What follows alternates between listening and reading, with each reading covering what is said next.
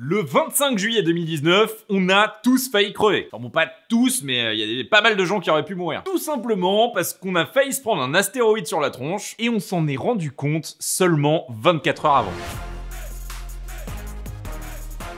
Bon, j'avais dit que je ferais pas de vidéo en août, mais on va faire une petite exception, parce que c'est une actualité qui vaut une petite explication. Le 25 juillet, un astéroïde est passé à 71 806 km de la Terre. Bon, ça paraît vachement long quand tu viens de faire l'île Marseille en voiture pour rentrer de chez les grands-parents, mais quand tu penses que la Lune est à 384 400 km de la Terre, bah ça veut dire qu'il est quand même vraiment passé hyper près de nous. Parce que la Lune, au moment où l'astéroïde il est passé, elle était 5 fois plus loin que lui de la Terre. Et nous, les satellites géostationnaires qu'on envoie, ils sont à 36 000 km. Donc l'astéroïde, il était que 2 fois plus haut que les satellites qu'on s'est envoyés. Bref, à l'échelle de l'univers, autant dire qu'on aurait pu se le prendre, quoi. Il était tellement proche que la NASA l'a rangé dans la catégorie des NEO, Near Earth Objects. Et le truc le plus impressionnant, c'est qu'il nous a pris par surprise. En règle générale, les gens qui bossent dans le domaine de l'espace, ils connaissent la trajectoire des astéroïdes qui peuvent potentiellement être dangereux pour la Terre vachement longtemps en avance. Par exemple, la NASA, elle est en train de faire des plans pour un astéroïde qui s'appelle Bennu, ou Bennu, je sais pas comment ça se prononce, et qui pourrait potentiellement taper la Terre en 2135. Et quand je dis potentiellement, c'est que d'après leurs calculs, il pourrait passer en 2135 à moins de 8 millions de kilomètres de la Terre. Et bon, même s'il y a une question de probabilité, parce qu'il va passer plein de fois et qu'à chaque fois qu'il passe, la Terre va l'attirer un peu plus et ça va un peu changer sa trajectoire, 8 millions de kilomètres,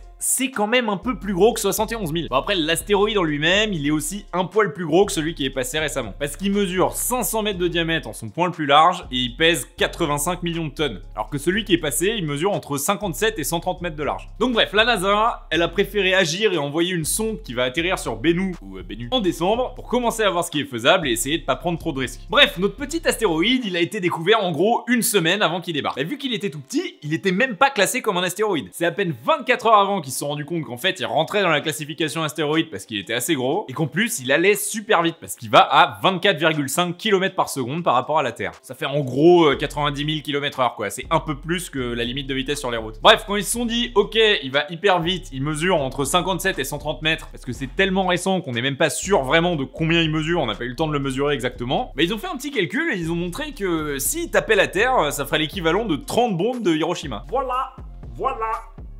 Donc bon, si le truc tape au milieu d'un désert en Australie, pas trop un problème. Mais s'il tombe sur une ville, bah la ville elle n'existe plus. Et s'il tombe en plein milieu de l'océan, imagine les tsunamis qui partent partout. Mais alors pourquoi est-ce qu'on a galéré à se rendre compte de son existence? Bah le plus gros problème, c'est sa taille.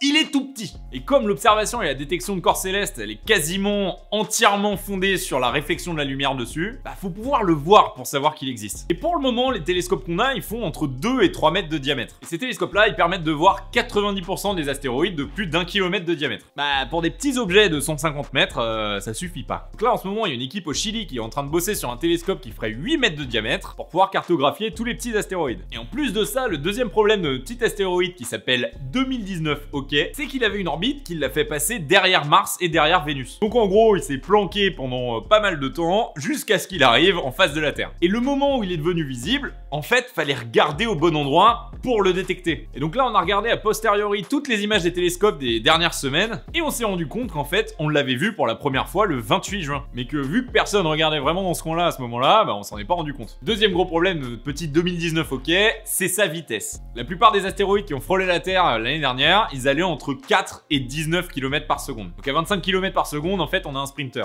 Et le temps qu'on a dû prendre pour pouvoir analyser sa taille, sa vitesse et tout ça, bah il avait déjà quasiment passé la Terre. Et donc pour la petite histoire, le fait qu'il s'appelle 2019 OK a rien à voir avec le fait qu'il nous ait pas tapé dessus quoi. C'est simplement lié au système de nomenclature et de nommage des astéroïdes. Ça donne tout simplement l'année suivie de 2 lettres. Et là ça a donné OK, mais franchement c'était pas OK du tout. Ça a fait flipper plein de scientifiques qui ont été pris au dépourvu. Et nous, ça nous a bien rappelé qu'on est quand même pas à l'abri d'une catastrophe naturelle qui peut venir de l'espace, de la Terre, des volcans, de tout ce qu'il y a autour de nous. Et ça pourrait bien chambouler l'humanité. Bon allez, moi je dois aller m'acheter un petit télescope et un lance-roquette au cas où. A plus!